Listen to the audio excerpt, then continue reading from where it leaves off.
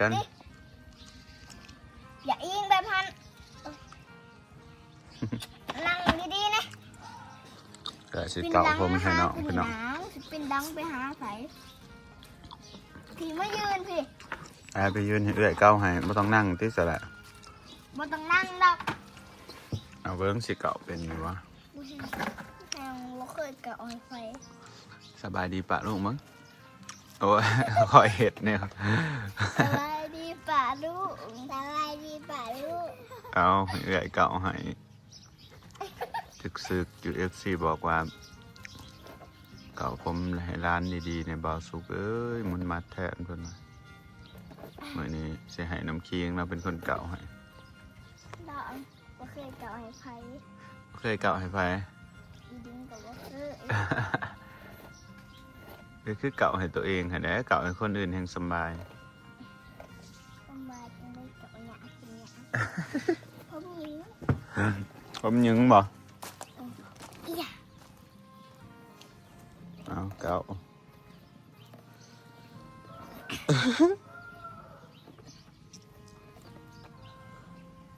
บ่ได้แล้วว่าซ้ำนี่จุกเดียวสองเลยน้องเพื่อนพี่น้องใช่เป็นยังไงเก่าได้แล้วบ่เคยทำไรล่ะใส่งามเนาะใส่ปินมาเบิ้งเอายังเบื้องนี่ดิจุกมันก็เป็นแนวน่ะหมุนมาเบิ้งหมุนหลังมาให้เอาเบาเบิ้งมั้งยังเคยคือเป็นแนวเก่าไม่เบื้องนี่คิงเบื้องขวานี่กังให้มันมาบ่อนนี่เบื้องนี้เบื้องขวาเก่ามันมาอยู่บ่อนนี่ตีมันเป็นจุกแข่งกันเก่าผมละลาย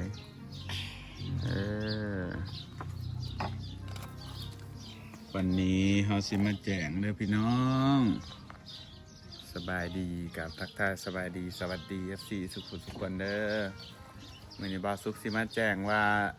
ไก่สิได้ปิดออเดอร์เสือเด้อพี่น้องเสือ2เสือประจำ2เฮาเนาะที่เฮาประกาศขายตั้งแต่กลางเดือนพุ่นแหละพี่น้อง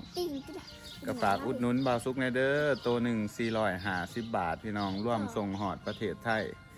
กะทางฝั่งลาวก็ขายตัวหนึ่ง300,000พี่น้องก็ขายบ่ถือบ่แพงเนาะก็รวมทั้งค่าค่าส่งพี่น้องมันก็ได้กำไรอยู่อันสิว่าหลายบ่ก็บ่หลายหรอกพี่น้องตัวหนึ่ง450 บาทเนาะท่านผู้ใดอยากสนับสนุนบ่าวสุขก็ฝากซื้อในเด้อฝากอุดหนุนในเด้อพี่น้องบ่าวสุขสิจัดส่งในต้นเดือนนั่นแหละเนาะ ก็คือบ่าวสุขคิดว่าวันที่1 เดือนสิมาเดี๋ยวเนาะสิปิดหับเพราะว่าอันก็สิเปิดฮอดวันที่1นั้น FC บางคนเพิ่นก็ยังบ่ทันได้มีเงินนะบางคนเพิ่นก็ว่าถ้าสิ้นเดือนเด้อสิอุดหนุนซอยเนาะพี่น้องบางคนเพิ่นก็บ่อยากได้บ่อยากใส่แล้วเนาะแต่ว่าเพิ่นอยากอุดหนุนซอยเพิ่นก็ซื้อซอยอันตัวอย่างแม่นเดือนนี้กี่เนาะอยู่ทางอเมริกาพุ่นแหละพี่น้องเพิ่นก็อันมันการฝากการส่งมันยากนะพี่น้องต่างประเทศเนาะเพิ่นก็อยากอุดหนุนบ่าวสุขเพิ่นก็เลยฝากเงินมาซื้อน้ำบ่าวสุขแต่ว่าเสือหันเพิ่นเอาไปให้ทีมงานเนาะก็คือให้ซาตีมให้บ่าวเอให้น้องอันแล้วก็ให้บ่าวน้อยเนาะให้หลายคนอยู่พี่น้องท่านผู้ใดอยากอุดหนุนก็ซื้อให้คนอื่นก็ได้เด้อพี่น้องซึ่งบ่าวสุขอาจจะบ่มีงบเฮ็ดให้หมู่ให้กองนะพี่น้องเพราะว่าหมู่กองหลายเนาะกันเฮ็ดให้ก็น่าจะมีแต่ครอบครัวตัวเองอย่างเช่นเฮ็ดให้ร้านจะสิเฮ็ดให้พ่อให้แม่ใส่เนาะพี่น้องส่วนหมู่ก็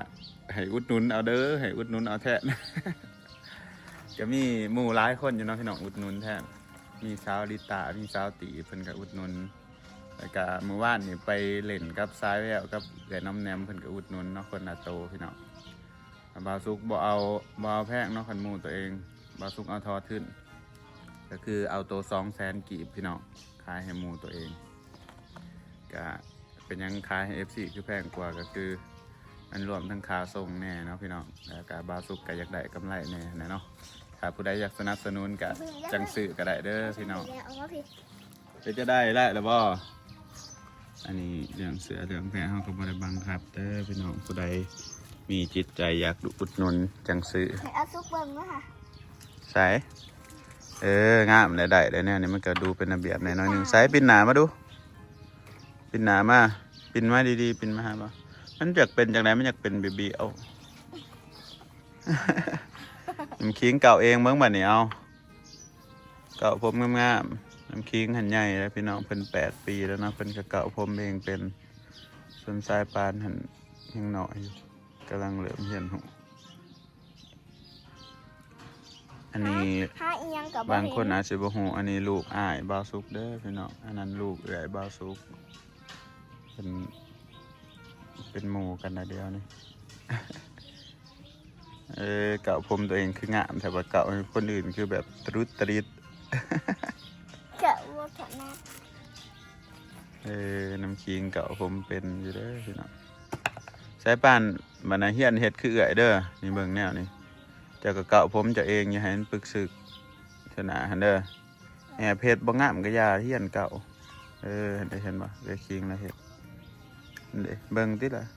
เบิ่งแบบได้คิงเก่าแล้วเก่าแนวใดก็ลองฝึกไปเด้ดึงอันนี้มาเด้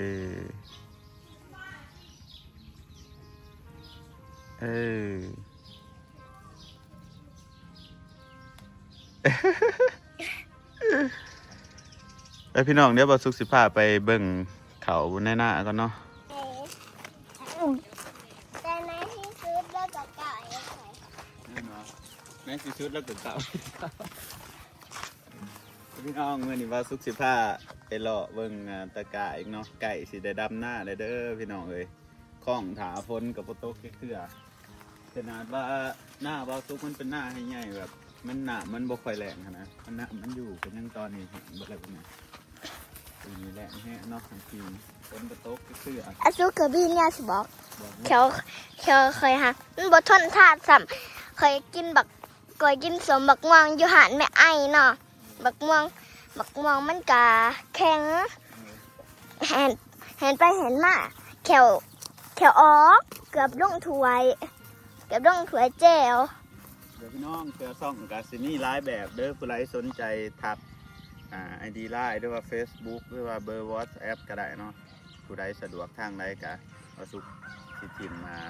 ที่อยู่ติดต่อให้ฝากอุดหนุนบ่าวสุกแน่เด้อพี่น้องพอได้สิจัดส่งบาทเดียวเนาะก็คือสิ้นเดือนปุ๊บบ่าวสุกก็สิร่วมยอดว่าได้จักโตเสือนะแล้วก็สิสร้างห้านเขาเจ้าเฮ็ดนะว่ามีไซส์หยังมีทุกไซส์เด้อทุกคนตั้งแต่ XS ฮอด 8XL เขาเจ้ามีขายนะนี่แหละเสือกับประมาณนี้เป็นเสือแพร่กีฬาพี่น้องแต่นี่ทั้งหมด7แบบเป็นแพร่กีฬาสามารถใส่ออกกำลังกายได้พี่น้องใส่ออกกำลังกายได้ใส่ตามประจำวันนี่แหละเนาะก็ใส่เฮ็ดให้เฮ็ดหน้าก็ได้เพราะมันมีเสือแขนยาวนำมีเสือแขนยาวนำ3แบบพี่น้องสามารถใส่ดำหน้าได้นี่กระตะเฮาตอนนี้ก็เริ่มงามแล้วพี่น้องเห็นบ่ปลาสุกป้ามาเบิ่งมือนั่นมันบ่ทันอีกจะมีน้าบันไดเนาะอีพอกับอีเมวานคุยเหมือนนะพี่น้องแป๊บเดียวสัตว์จวดออกมาก็คือน่าจะประมาณอีก2 อาทิตย์เนาะพี่น้องก็ได้ดำหน้าได้หลังจากดำหน้าแล้วเขาก็เบิดปีอัก มาเสีย ทางบ้านมาสุกเห็นหน้า2 ปีเกือบ2 เดือนนะ ไข่แดนว่าท่านจะเขาเอิ่นว่าไข่เป็นนักกีฬาหินแดนอยู่อ๋อ บ่แม่นนักกีฬาแล่นอันนี้เฮาแล่นออกกำลังกายเห็นว่าบัดจะใหญ่หันก็สิได้ออกกำลังกายเลยเบิ่งที่แขนแต่ผม FC เพิ่นมาบ่าวสุกผอมลงนะไปทำอะไรมาบ่าวสุกออกกำลังกายเด้อพี่น้องแล่นซุมื้อช่วงนี้ลดทุน คันเป็น รัก คัน ษา เป็น สุขภาพพี่น้อง อันน้อยหาบอออกกำลังกายแต่เห็ดเบียกรู้ มันจ้อยแบบน้อยๆครับ อันน้อยค่ะ กินบ่ได้ อันน้อยมี2 สินแดวเอาซุกหรือมี3 สิน อีหยังกะท้องฮะ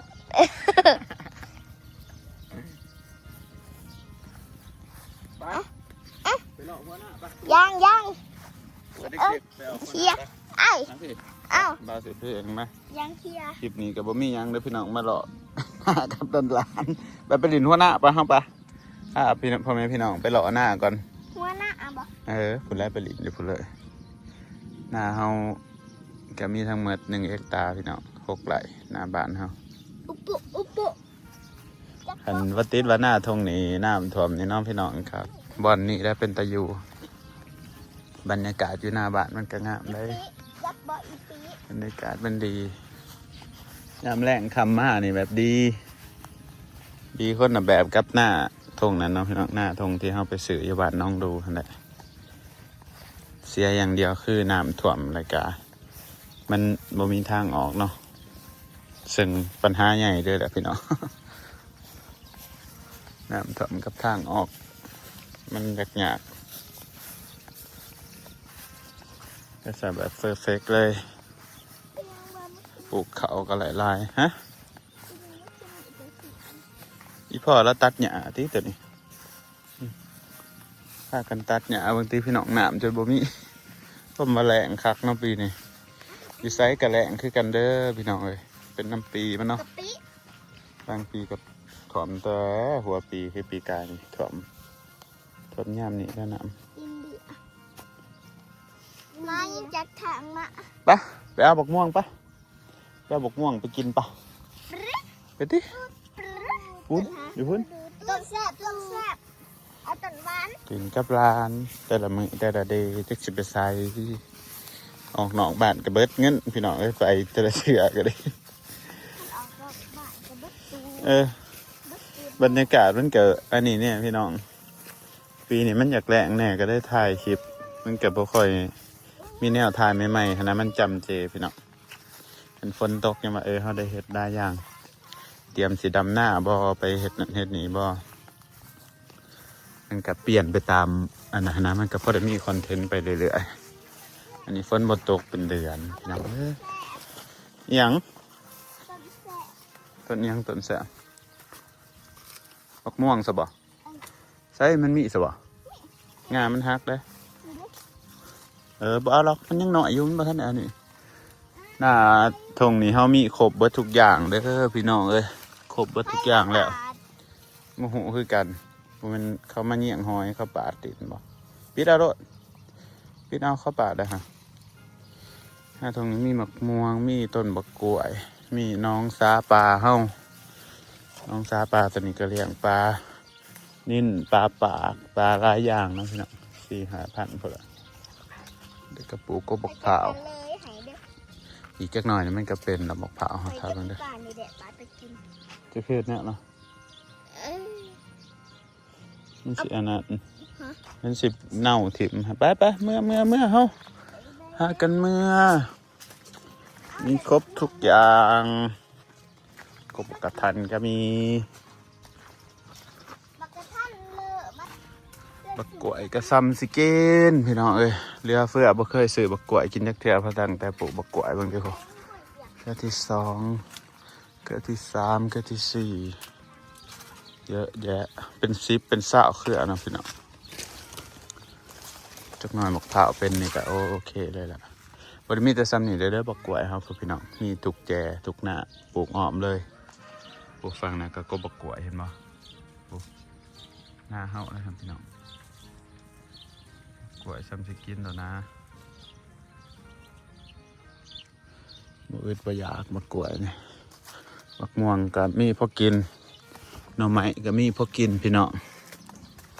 แต่ว่าบ่ค่อยอยากหรอกหน่อไม้สองนี่โอ้กล้วยพอมาลายนับเอาก็ได้เด้อพี่น้องผู้เพิ่งตีมันเป็นฮะผู้ใดมากินกล้วยนี่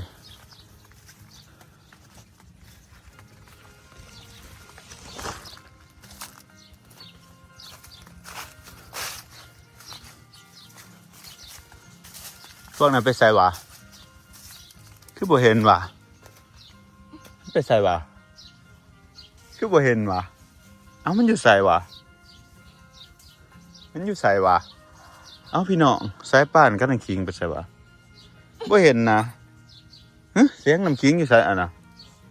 มันอยู่ใส่โอ้แม่นบ่วะนี่บ่แม่นติอันนี้หุ้นเนาะหุ้นบ่นี่หุ้นอยากแขวแม่งเลยหุ้นนี่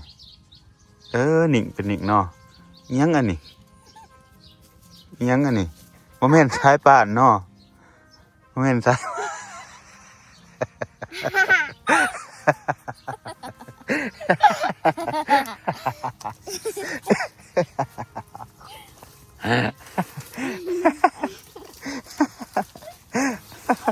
บ่ บ่อนดินอยู่อย่าบ่นี่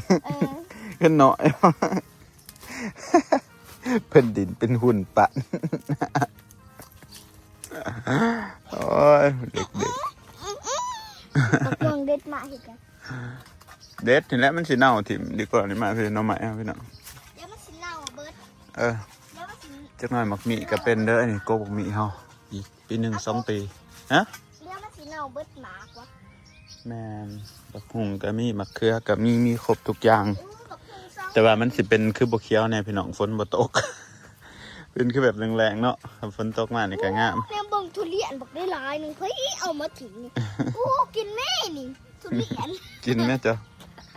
แท้วันนั้นนะอีอู้กินแม่พี่นะอันนี้ปักพริกพี่น้อง